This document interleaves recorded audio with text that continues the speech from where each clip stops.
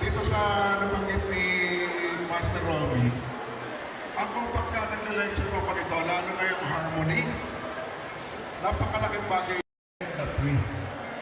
So, makikita nyo, paano nag-decide kung ano ang klase ng pasok.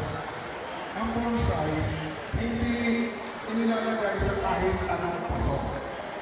May makikita kayo na pasok na rectangle, may nakikita kayo oval, may makikita kayo na baba. So, kasama yun sa sinasabi natin sa harmony. Halimbawa,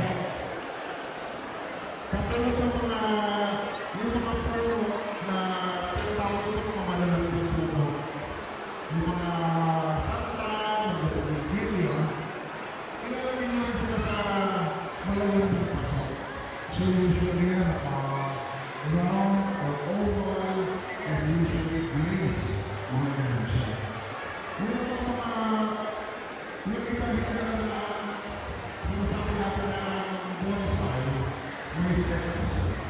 Pero hindi rin ito ng sex. Yung itsura ng bonsai, ito ay classify as male or female.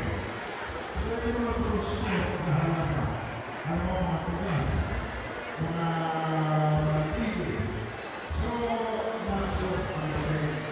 Yung nilagay natin sa mga macho na tigil, sa kadalas niya mga pagkakita.